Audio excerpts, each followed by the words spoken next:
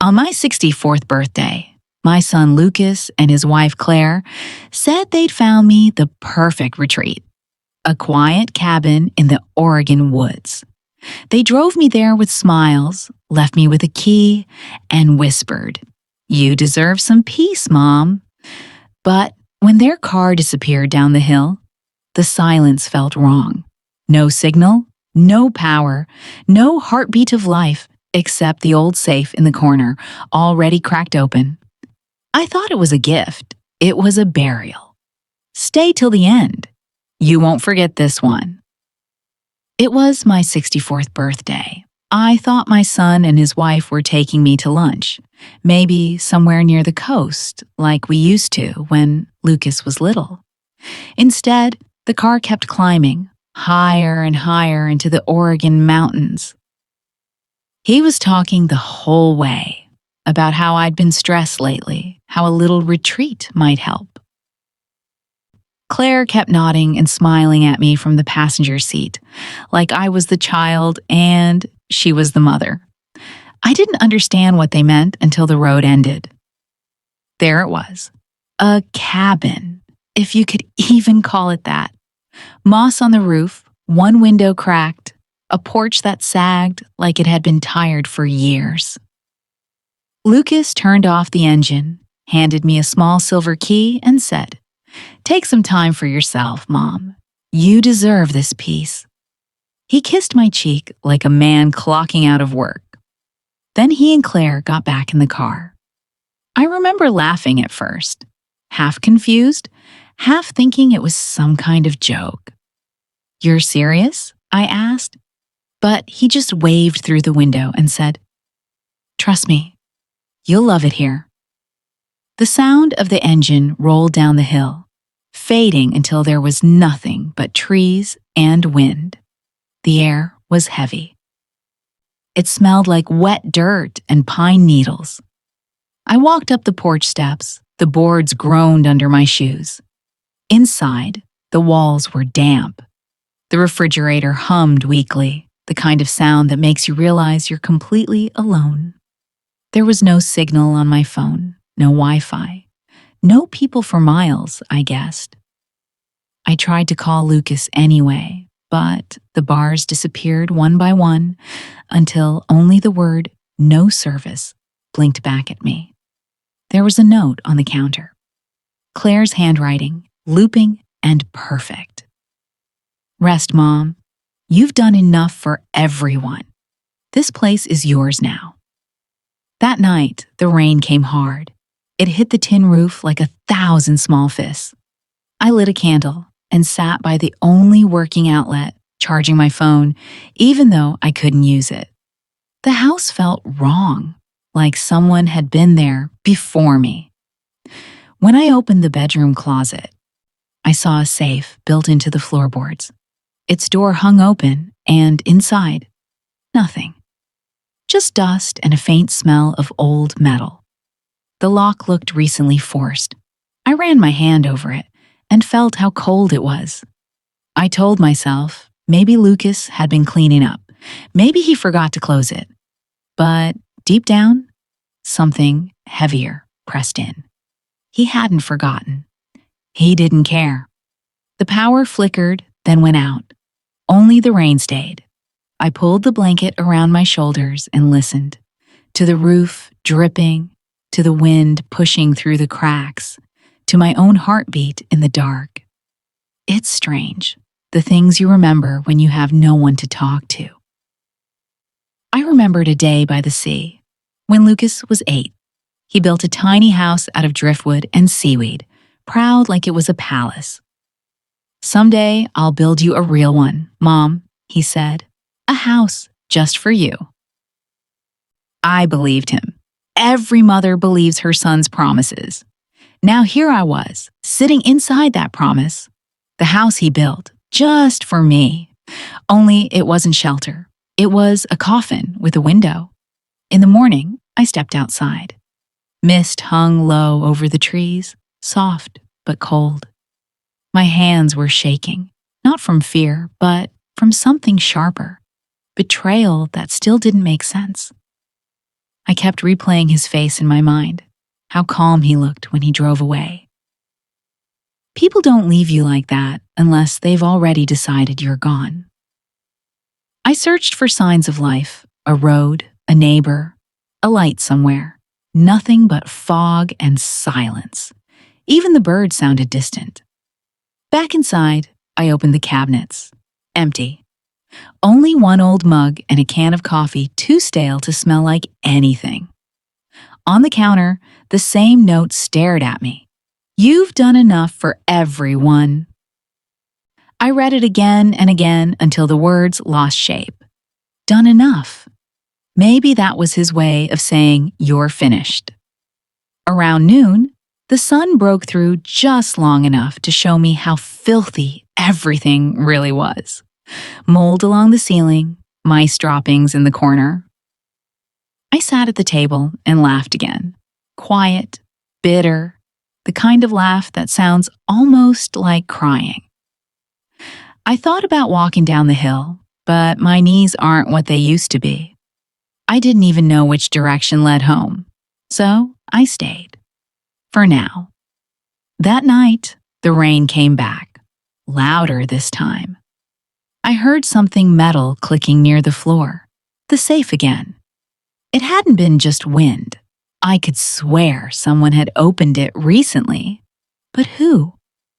There were no footsteps outside, no tire marks, no one for miles.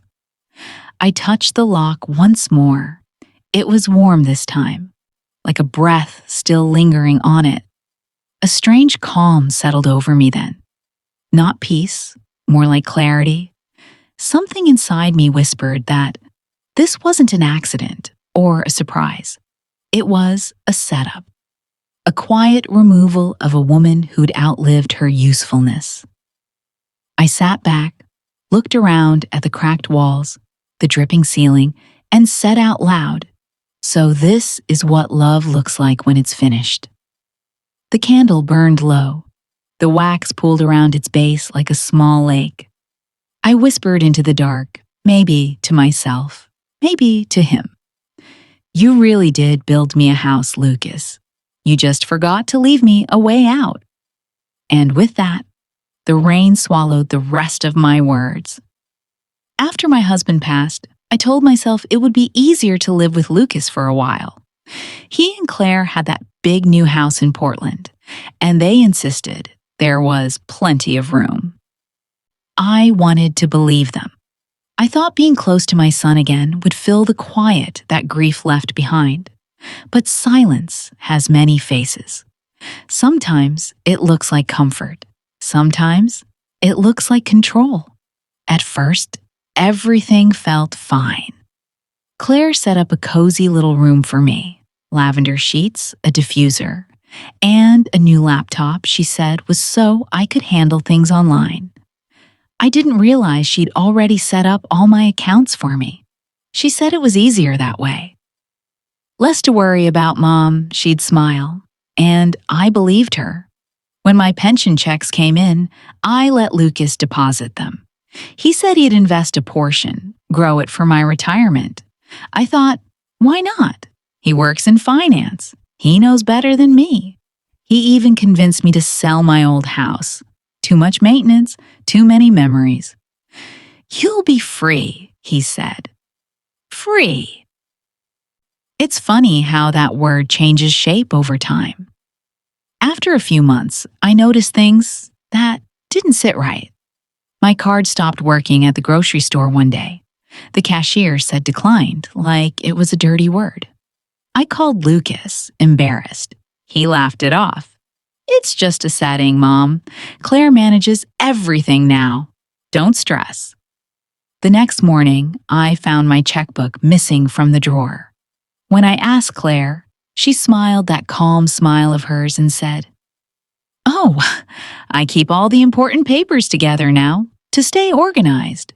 She was polite about it. Always polite. That's what made it worse. I started feeling like a guest in my own life. My morning tea would go cold before anyone said good morning. The house lights were all on timers, so if I stayed too long in one room, They'd dim automatically. Once I walked into the living room, and the light went off before I even sat down. I remember staring into that sudden dark, realizing how easy it is to erase someone just by forgetting they exist. Lucas was always busy. Calls, meetings, trips. He'd kiss me on the forehead like a nurse checking a patient. "You good, Mom? Need anything?" It sounded caring until I realized it was just routine. Claire, meanwhile, filled the house with words like streamlining, budgeting, and long-term planning. I was part of her spreadsheet, not her family. One afternoon, I overheard them talking in the kitchen. She said, "Your mom doesn't really understand online banking. We'll handle it. It's safer this way." Lucas didn't argue. He just said, "Do what you think is best." That sentence, "do what you think is best," it can mean love, or it can mean surrender. I wanted to speak up, to tell him I wasn't fragile, that I could still think for myself. But every time I tried, he'd say, "Mom, please, we're doing this for you. You don't have to worry about anything anymore." And little by little, I stopped worrying. That's how they take things from you, not by force, but by convincing you it's for your own good. The last bit of control I thought I had was my insurance policy. I opened the statement one evening while they were out. The beneficiary name wasn't mine anymore. It was hers, Claire Hale, my own daughter-in-law. I stared at that piece of paper until the words blurred. I wasn't angry at first. I was ashamed. Ashamed that I'd let it happen right under my nose. That I'd mistaken dependency for closeness. When Lucas came home that night, I asked him about it. He looked tired, exasperated, like I was bringing up something small. "Mom, it's just a technical change. Claire helps with that stuff now. Don't read too much into it." That phrase, "don't read too much into it," it's what people say when they've already decided you don't matter. After that, I started keeping quiet. The house felt smaller every day, like it was closing in around me. Even the cat, Pixel, stopped coming to my room. I could hear Claire laughing sometimes downstairs, that light laugh that sounds like glass tapping against marble. She laughed more with him now than she ever did when I was in the room. Mornings became my only refuge. I'd sit by the window with my cup of tea, watching steam fade into the air until it vanished, like a ritual for everything else I'd lost. You don't lose everything in one blow. You lose it one favor, one signature. One "let me help you" at a time. I used to be proud of how much I trusted my family. Now, I wonder if that was my real weakness. They say mothers never stop giving. Maybe that's true. Maybe that's why we don't notice when we start giving away parts of ourselves. Looking back, I can see it so clearly. The signs were always there. The quiet exchanges, the documents I didn't read, the way Lucas avoided eye contact when I asked simple questions. He wasn't cruel. He was comfortable. He thought I'd never stop being his safety net, no matter how much he took. And maybe I wouldn't have, if he hadn't driven me to that cabin. Sometimes I think about how easily love turns into leverage, how the same hands that used to hold yours can slowly tighten the grip until you can't breathe. That's the cruelest kind of betrayal. It doesn't break you all at once. It teaches you to stop expecting warmth while you're still sitting by the fire. It took me 3 days to stop expecting the sound of a car pulling back up that road. 3 days to stop believing that maybe it was all just a misunderstanding. The rain never stopped, and neither did the silence. But on the morning of the 4th day, When I was making instant coffee on that rusted stove, I noticed a small red light blinking in the corner near the ceiling. At first, I thought it was part of the smoke detector. Then I realized it was a camera. I found another one near the door, another above the kitchen sink. Whoever put them there wanted to watch me. I stood on a chair and pulled one down. The wire led behind a wooden panel. When I opened it, there was a small black box, a recording unit with an external drive attached. I didn't think. I just ripped it out and set it on the table. Hours later, I finally worked up the courage to turn it on. The files inside were dated from weeks before my birthday. And right there, in the second video, I saw Lucas, my son, sitting in an office with a notary, my own name typed neatly on a set of legal papers. Power of attorney. My signature was at the bottom, perfectly written, but I never signed it. He smiled in that video, calm, professional, like he'd done it all for good reason. I felt my knees give out. I couldn't breathe. It wasn't just betrayal. It was erasure. They hadn't just taken my house or my money. They'd taken my identity, my right to even exist as myself. I tried to call him right then. My phone still had the last signal from when I'd charged it. 1 ring, 2 rings, then blocked. I tried again. Blocked. I sat there, phone in my lap, watching the last bar of signal disappear. The little cabin went quiet again, and I heard the echo of my own breath bouncing off the walls. I didn't cry right away. I just stared at the screen until it went black, like a curtain closing. When night came, I lit one of the old oil lamps I'd found under the sink. The flame flickered against the window, and I saw myself reflected in the glass. The woman staring back at me looked older than I remembered. Her eyes weren't soft anymore. They were tired, but steady, like someone who'd seen enough to stop asking why. If they buried me alive, I whispered, they forgot one thing. I know how to dig. It wasn't a threat. It was a promise to myself. That night, I didn't sleep. I wrote everything I could remember in a notebook I found in a drawer. The names, the dates, the accounts, every favor I'd agreed to that brought me here. The pattern was clear now. Every small trust had been a brick in the wall they built around me. Between the pages, I tucked the printed copy of my son's fake signature. The loops of his handwriting looked so much like mine that for a moment, I didn't even hate him. I pitied him. Because what kind of person learns to forge their mother's name so easily? At dawn, I stepped outside. The forest was still wet from last night's storm. The air smelled of pine and mud. Somewhere, a bird sang, but it sounded far away. I thought about Lucas when he was 10 years old, sitting on the porch of our old house, building model bridges out of popsicle sticks. I taught him how to use glue sparingly, how to test the weight. A strong bridge, I told him, is one that carries both sides. I guess I never taught him what happens when one side decides to burn it. Back inside, I caught my reflection again in the mirror above the sink. My hair was messy, streaked with gray, my cheeks drawn. But there was something new in my face, clarity. I realized I wasn't afraid anymore. I wasn't even sad, just done being fooled. I spoke to my reflection, almost like I was speaking to the woman I used to be.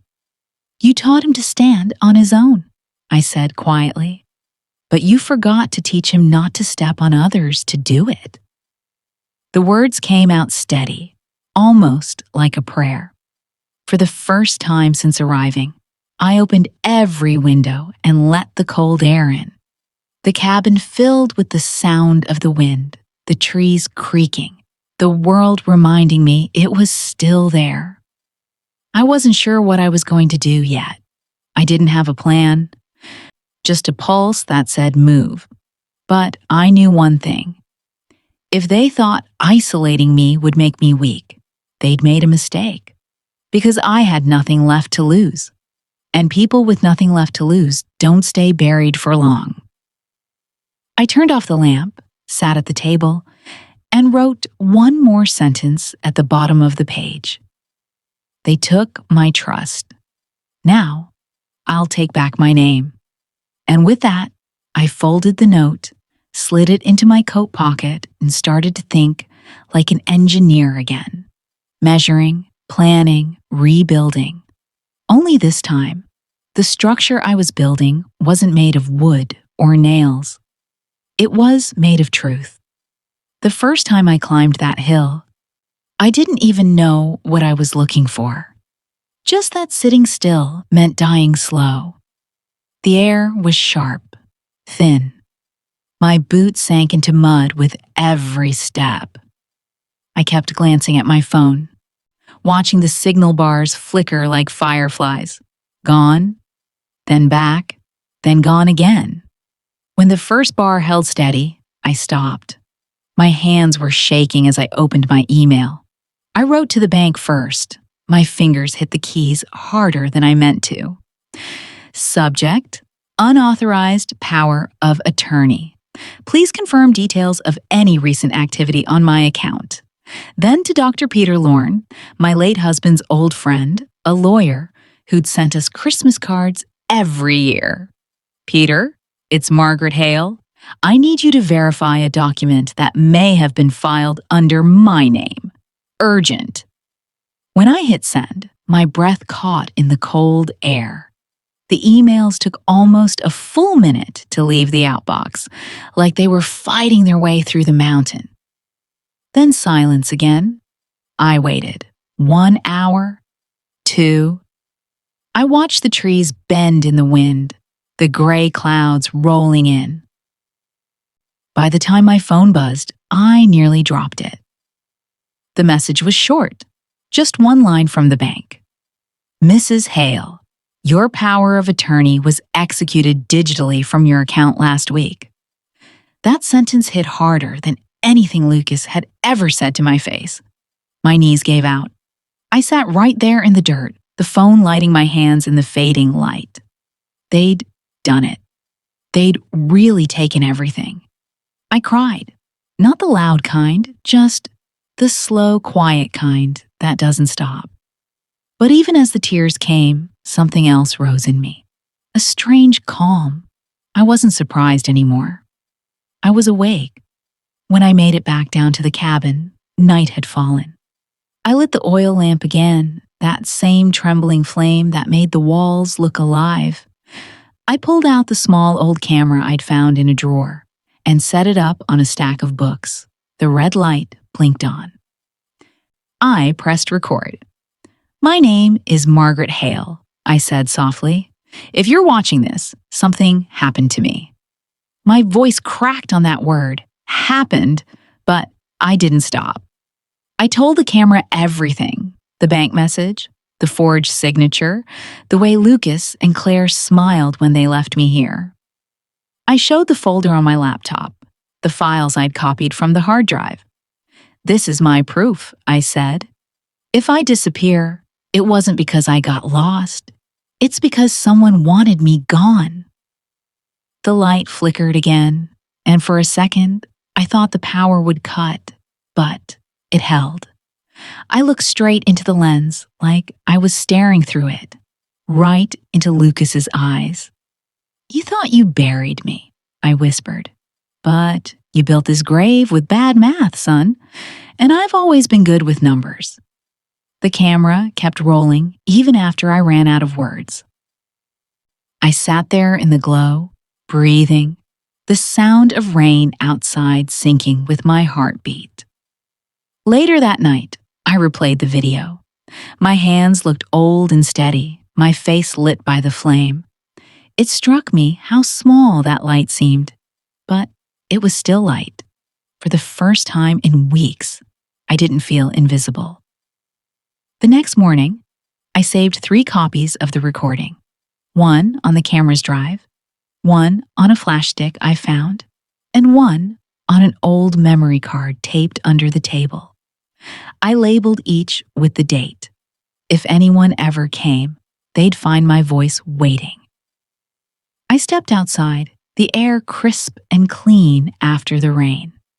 The hill loomed behind the trees, where my signal had reached the world again.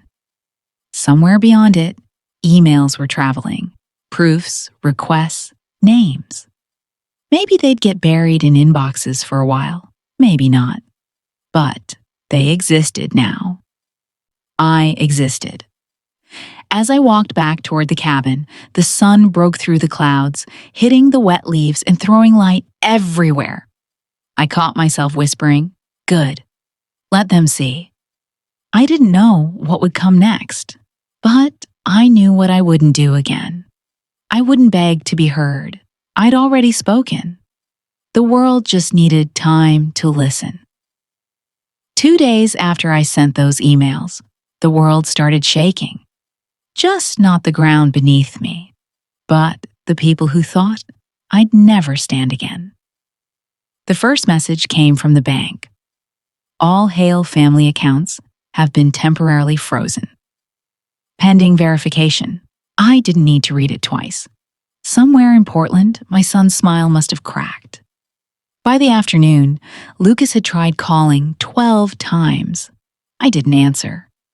Then came Claire, her voice spilling out from the internet like perfume and poison. She'd gone live, crying, hair perfectly messy, saying words like betrayal, manipulation, and elder abuse. Her followers flooded the comments with sympathy emojis, calling me cruel, unstable, a jealous old woman trying to ruin her son's success. I sat by the cabin window and watched the rain instead. The phone kept buzzing, notifications lighting up like tiny fires. I didn't touch a single one. That night, I called Dr. Lorne. His voice was steady, slow, like someone who'd seen too much to be surprised anymore. "Margaret," he said, "when people panic, they get loud. Let them. The truth doesn't need to shout." He told me something I'd never forget. If they lie in public, don't fight it. Just make sure they're being recorded while they do. So that's what I did. The next morning, Claire posted again, a new video this time. She'd cut together old family clips, my voice from birthday dinners, overlaid with text that read, "Gaslighting mother ruins her son's life." The comments came in fast. Some believed her, some didn't, but all of them watched. I knew she thought this would break me, but what she didn't know was that the cabin she left me in had been watching too. Every move she made here, every word Lucas said when he dropped me off, it was all saved on those same cameras, the ones they'd used to control me, the ones they forgot I'd already reclaimed. So I waited. When the storm cleared, I climbed that same hill again, same boots, same mud. But this time, I wasn't scared. I sent Dr. Lorne the full footage, every second of their cruelty, wrapped neatly in a digital box. Down below, I could almost picture the moment Lucas opened the bank email, saw his access denied, the disbelief first, then the fear. Maybe he looked at Claire and asked, "What did we do?" Or maybe he blamed me immediately, the way people always blame the person who stops playing along. By sunset, she went live again. I watched this one. Her mascara smeared just enough to look sincere. "I tried everything," she said, between sobs. "But my mother-in-law, she's mentally unstable. She's attacking us." Thousands of people watched her cry. I didn't cry. I smiled. Because the cameras in this cabin had captured her first tears too. The fake ones she rehearsed while packing her designer suitcase, saying, "If she finds out, I'll just play the victim. I'd found that clip 3 nights ago. I saved it for last. The forest outside was quiet. No wind, no rain. I realized then that silence isn't emptiness. It's space. The space where lies start to echo until they hit the truth. Later, another message came from the bank. All fraudulent activity confirmed. Investigation pending. Somewhere far away, I imagined Claire's live stream ending mid-sentence, the camera still rolling while her smile fell apart. Dr. Lorne called again that evening. "You did good, Margaret," he said. "Now, don't talk. Let them hang themselves with their own words." So I didn't. I spent that night writing in my notebook, each page dated and signed. My voice had become my weapon now, measured, quiet, patient. The next day, a neighbor from the next ridge hiked up to the cabin, bringing me fresh bread. He'd seen the viral video online, recognized the forest behind Claire's fake tears, and said softly, "So, you're that mom?" I smiled. "I suppose I am." He looked embarrassed, like he wanted to apologize for the world. I just thanked him for the bread. As he left, I glanced at the phone on the table. Missed calls, voicemails, none worth answering. I'd learned something that week. When people who wrong you start getting loud, it's not confidence. It's fear, wearing a microphone. I poured myself a cup of coffee, black and steady. Outside, the morning sun caught on the metal latch of the camera case I'd locked away. The red recording light blinked once, like a wink. Let them talk, I thought. Let them scream. The louder they got, the smaller they'd sound when the truth finally arrived. When Dr. Lorne called, it was early morning, the kind of gray light that doesn't belong to night or day. His voice sounded different this time, slower, careful. "Margaret," he said, "I need you to sit down before I tell you this." I sat at the little wooden table in the cabin, the same one where I'd been writing in that notebook. My hands were still damp from washing dishes. "Just say it, Peter," I told him. He exhaled. "Lucas used your old condo in Portland as collateral. He took out a mortgage in your name, $500,000.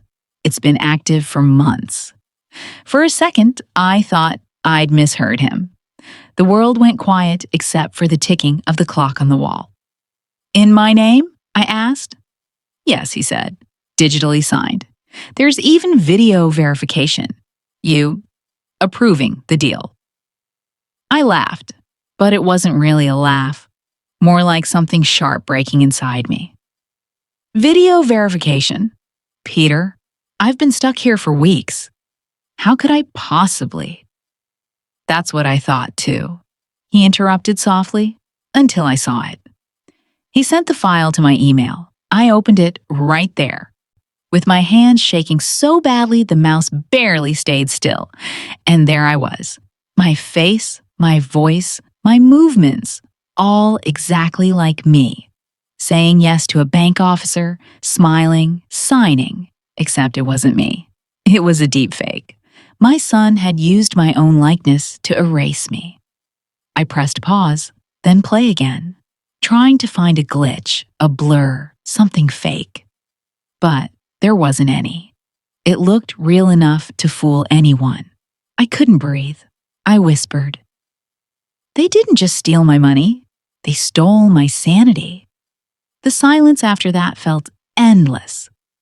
Dr. Lorne spoke again, quietly. "Remember the last time you were in the hospital? Pneumonia? Claire had you sign some medical forms?" I nodded slowly. "She said they were for emergency consent." "She scanned your signature," he said. "That's what they used to build the forgery model. That was the foundation." My stomach twisted. The memory came rushing back. the bright white hospital room, Claire standing over me with that fake smile, saying, "It's just routine, Mom. Sign here, rest now." I'd been too tired to read, too trusting to question. And now my whole life was hanging on that one tired moment. I closed the laptop and sat there in the dim light, my breath fogging the air. I thought about all the years I spent teaching Lucas about honesty, how I used to tell him, a man's word is worth more than his paycheck. And now, here he was, selling both. I looked around the cabin, the cracked window, the cold mug on the counter, the rain tapping against the roof. This was supposed to be the place where I rested. Instead, it had become the courtroom of my own undoing. My eyes landed on the photo I'd kept near the window. Lucas, at 10 years old, holding up a card he made for Mother's Day. I'd saved it all these years. The words, written in his messy handwriting, said, "Mom is my best engineer." He used to sit beside me in the garage, watching me fix things. Old clocks, broken radios, anything that needed patience. I'd show him how every circuit connects, how a single loose wire can ruin the whole system. "Always check your foundation," I'd tell him, "because if that's wrong, everything else will fall apart." I stared at that photo and whispered, "And now you built your life on the wrong foundation, didn't you?" The next few minutes blurred together. I stood, paced, sat again. The hurt wasn't loud. It was hollow, like a heartbeat muffled underwater. When I finally spoke, it was to myself. "They didn't bury me," I said quietly. "They just taught me where to dig." I turned the laptop back on. This time, I didn't cry. I studied every frame of the fake video, noting the angle of the light, the background, the time stamp. I wrote it all down. I was an engineer again, solving a puzzle, rebuilding a system. Outside, thunder rolled across the mountains. I didn't flinch. I just whispered to the storm, "If truth takes time, I can wait." By nightfall, the rain stopped. I stepped out onto the porch, feeling the damp wood under my feet. The forest smelled clean again, almost forgiving. Somewhere deep down, I felt the first flicker of something that wasn't fear or anger. It was resolve. Lucas might have stolen my house, my savings, even my name on paper, but he'd forgotten something simple. I was still his mother. And mothers don't stay silent forever. I went back inside, turned on the camera, and pressed record again. My reflection filled the small screen. I looked straight into the lens and said, "Steady this time. This isn't over." Then I smiled, a quiet, tired smile, but a real one. Because for the first time, I finally believed myself. The day they came back to the cabin, the sky looked the same as it had when they left me there. Heavy, gray, waiting to break. I'd sent a message the night before, short and polite. "Lucas, Claire, come by the cabin tomorrow. We need to talk. Nothing more, no anger, no warning, just silence wrapped in civility." By noon, the rain had started. A slow drizzle at first, then steady sheets falling against the moss-covered roof. I stood on the porch, arms crossed, watching the road. When I finally saw their car snake through the trees, I didn't move. The wipers swished back and forth, the headlights cutting through the fog. Lucas stepped out first, holding an umbrella over Claire like some gesture of chivalry could undo everything. His smile was forced, brittle. "Mom," he said, "you look good." I nodded. "You too. Come inside." They followed me in, shaking off the rain. The cabin was warm from the small fire I'd built. But in the corner sat two figures, waiting. Dr. Peter Lorne and a man in a gray suit with a leather briefcase, the bank's legal representative. Claire's smile vanished the second she saw them. "What's this?" she snapped. "Just a conversation," I said softly. "You've always loved an audience, Claire. I thought it was only fair to bring one." Dr. Lorne didn't speak. He simply opened his folder and placed a few documents on the table. Lucas's name, my name, the mortgage details. All of it laid bare in black ink. Lucas laughed nervously. "Mom, this is a misunderstanding. We were just helping with the paperwork." The man from the bank interrupted. "Mr. Hale, this document was signed digitally from your mother's account, using falsified identity verification. We've confirmed it's under federal investigation." For a moment, only the rain spoke. Claire took a step forward, her voice sharp and trembling. "She's not stable. She's been making things up for weeks. She's obsessed with... Like I wasn't stable when I built the house you grew up in?" I cut in. My voice was calm, too calm. "When I worked 2 jobs and kept that roof from leaking while you slept safe under it?" Neither of them answered. I turned the laptop around on the table and pressed play. The screen flickered to life. The security footage from the cabin, the one from that first night. It showed Lucas and Claire laughing, walking through the living room, opening the safe, taking the envelope, whispering things they thought no one could hear. Lucas froze. Claire's hand flew to her mouth. The sound of their own voices filled the room. "Claire, she won't even know. By the time she figures it out, we'll have moved everything." "Lucas, it's not like she needs it. She's done." Then the camera caught me, standing in the doorway, eyes wide, realizing what I'd just seen. When the video ended, no one spoke. Even the rain seemed to stop listening. Lucas's lips parted like he wanted to speak, but no words came. Claire backed toward the door, her heels scraping the wood. Dr. Lorne folded his hands. "You should understand," he said evenly. "This meeting is being recorded. The footage, the bank files, your statements. It's all evidence now." Claire burst out. "You can't do this. You can't just..." But I didn't let her finish. I turned to Lucas and said quietly, "You did this." He looked smaller than I remembered. Not the confident man who'd driven me here, but the boy who once cried when his science project broke. His eyes glistened. "Mom, please. I didn't mean..." I shook my head. "You meant every word. You just didn't think I'd live long enough to hear them again." Claire tried to grab his arm. "Don't talk to her, Lucas. She's manipulating you."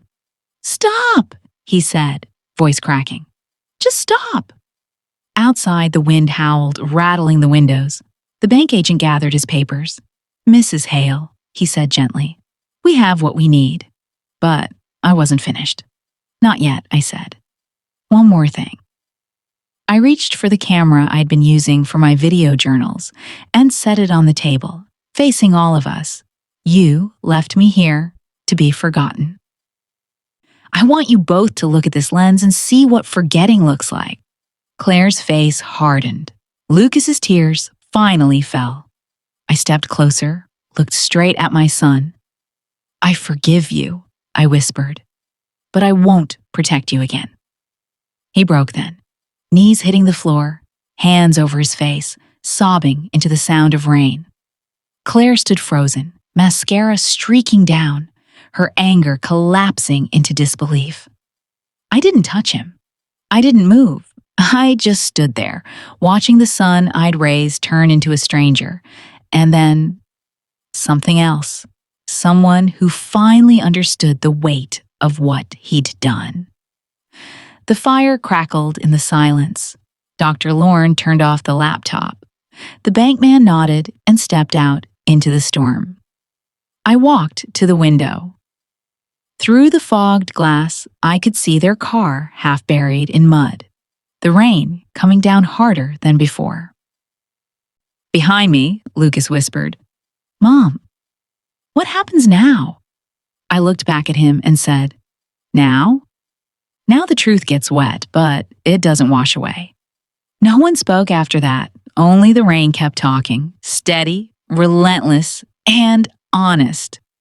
A week after that day in the rain, I thought things had finally gone quiet.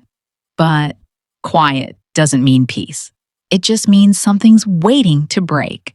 It started with a notification on my phone. Claire had posted again a video. The title read, "The Truth About My Mother-in-Law." I almost laughed. Of course she did. The thumbnail showed her face perfectly lit, tear tracks glistening like glass. I didn't have to click to know what she'd say. Still, I watched. She spoke softly at first, voice trembling like an actress in a courtroom drama. "I tried to help her," she said, "but she refused every kindness. She's vindictive. Dangerous. She destroyed our lives." Then came the photos, screenshots of old text messages, cropped and twisted to fit her story. Clips of me looking tired, out of context. "This," she said, "is what abuse looks like when it hides behind age." And people believed her. Within hours, the comments exploded. "Poor Claire. That woman's insane. Why do mothers do this to their kids?" I should have been angry, but I wasn't.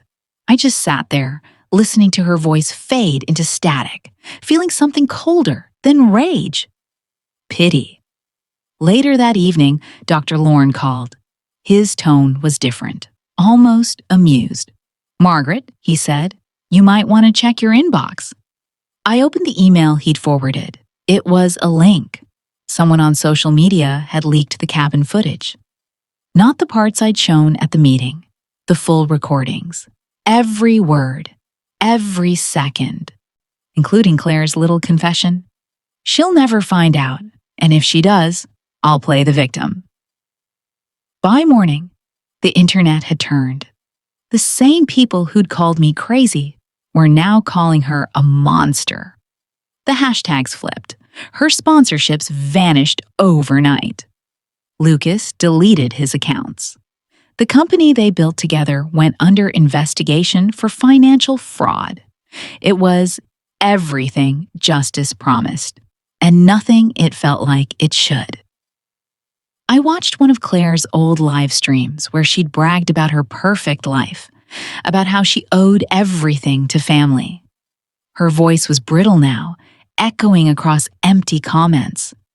And instead of satisfaction, all I felt was a strange, heavy silence. Dr. Lorne stopped by later that day. He handed me a stack of legal papers. "They'll face charges," he said quietly. "Identity theft, financial forgery." "Possibly more." I nodded, but my eyes stayed on the window. Outside, the sky looked the same as it had the day they drove me here. Gray, calm, indifferent. "Are you okay?" he asked. I smiled faintly. "Justice hurts everyone, Peter, even the one who asked for it." That night, I couldn't sleep. The rain came again, soft against the roof. I thought about Lucas, where he was, what he was thinking. Maybe he blamed Claire. Maybe he blamed me. Maybe he finally realized the weight of his own choices.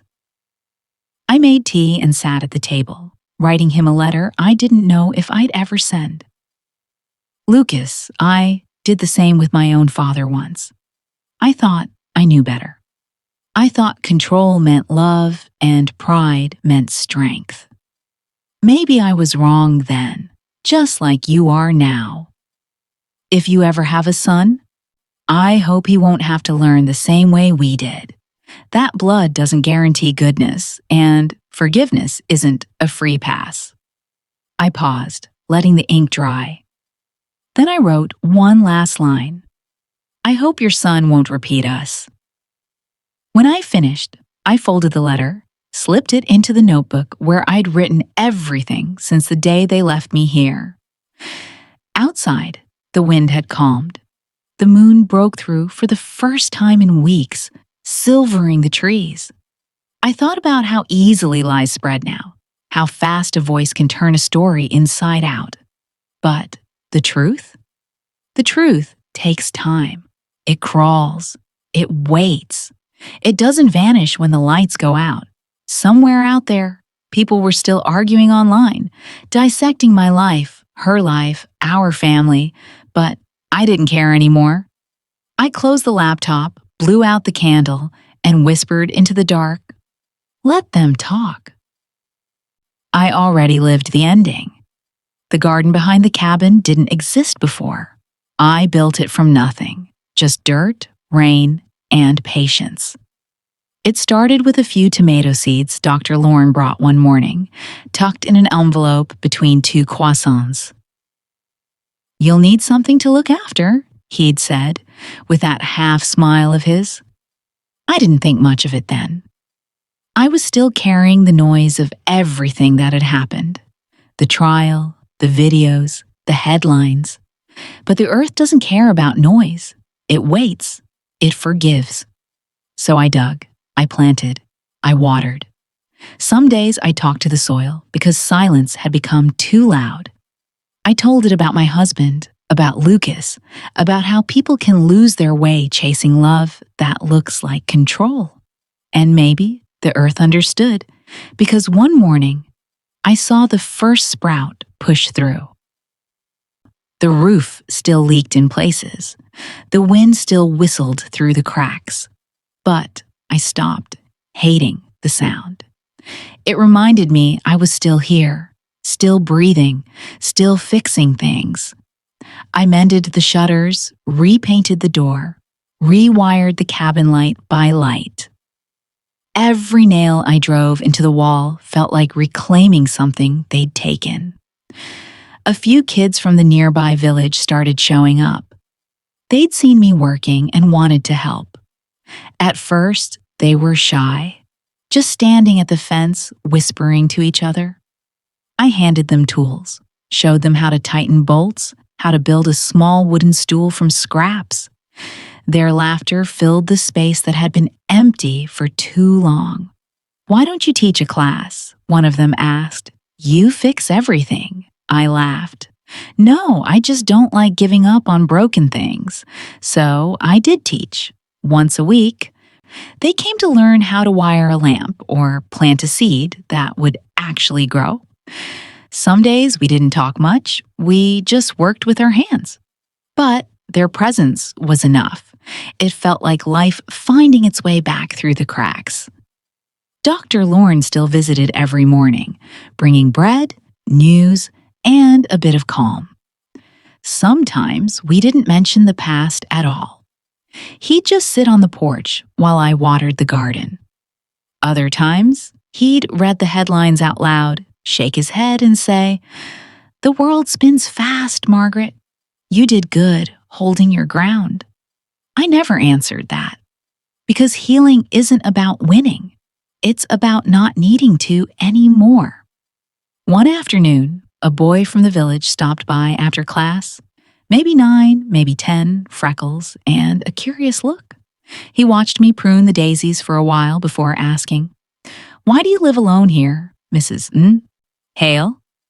I looked up at him and smiled, because peace is louder than regret. He didn't really understand, but he nodded anyway. Like kids do when they sense something important, they'll only understand years later. That night, I walked through the garden after the rain. The air smelled of wet earth and wildflowers. Around the old stone well, tiny white daisies had started to bloom, unplanned, untamed, soft against the rough edges of the world. I knelt and touched one of them, its stem trembling under my fingers. It felt like the earth's way of saying, "You made it this far." For the first time in months, I smiled without it hurting. A real smile. Not the kind you give to convince others you're fine, but the kind that comes from somewhere deep, after you've finally stopped fighting the storm. And for the first time since everything fell apart, I didn't feel like a victim or a survivor or even a mother who'd lost too much. I just felt whole. The night settled in around me. I sat by the porch, listening to the crickets, watching the last light fade through the trees. Somewhere inside, something unclenched. The past was still there, but it no longer ruled me. Maybe healing isn't about forgetting. Maybe it's about planting something new right where it hurt the most and letting it grow. The letter took me 3 days to finish, not because it was long, but because I didn't know how to start. How do you write to a son who broke you and still call him my boy? I finally began with something simple. Lucas, I wrote, I hope the food is better than what they show on TV. It made me smile a little, just to imagine him rolling his eyes the way he used to when he was a teenager. Then the words started coming, slow at first, then steady. Dignity isn't what people give you. It's what's left when they've taken everything else. I told him that sentence had followed me for months, whispered through every sleepless night, echoed in every quiet morning. That I used to think dignity was about pride, about standing tall even when you're humiliated. But I've learned it's quieter than that. It's the thing that stays when everything else is gone. Money, reputation, even family.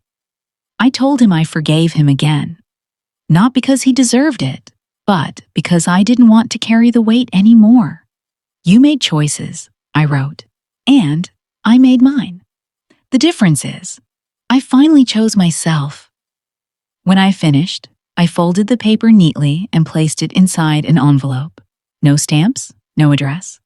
I didn't plan to send it, at least not yet. Some letters are written just so the soul can exhale. The sun was setting outside. Warm light filled the cabin, brushing against the wooden walls like an old friend who hadn't visited in years. I poured myself a cup of tea, black, no sugar, and sat by the window. The steam curled up toward the fading sky. On the table lay an old photograph, one I hadn't touched in years. Lucas at 8 years old, grinning so hard his front tooth looked chipped, his arms wrapped tight around me at the summer fair. I picked it up, traced the outline of his small hands, and whispered, "He was a good boy, once." The tears came, but they were different this time. Gentle, not bitter, like rain that nourishes instead of floods. The garden outside shimmered in the dusk. The wild daisies I'd planted were swaying slightly in the wind, white petals catching the light. Life, no matter how bruised, always finds a way to grow. Back toward the sun. I thought of everything that had happened, how they'd left me in that cabin, how silence had turned into my only companion, how I'd rebuilt piece by piece. I realized the story wasn't about revenge or justice or even betrayal. It was about reclaiming something they could never own, my peace. Maybe that's what forgiveness really is. Not forgetting what happened, but no longer letting it decide who you are. I sat there a long time, watching the light fade, feeling the weight lift off me one slow breath at a time. The clock ticked softly. The air smelled like pine and tea and something else. Freedom, maybe. Before bed, I tucked the letter inside my journal. Maybe one day I'll send it. Maybe not. Some truths don't need to travel far to matter. I stood up, turned off the lamp, and glanced once more at the photograph. My hands trembled, but they were steady in spirit. If there's one thing life has taught me, it's this. When you have to choose between forgiving others and saving yourself, choose to save yourself. Because sometimes That's the only way to truly forgive. Outside, the wind moved through the trees, soft and steady, carrying away the last fragments of who I used to be. And in their place, it left something quieter, something stronger, dignity.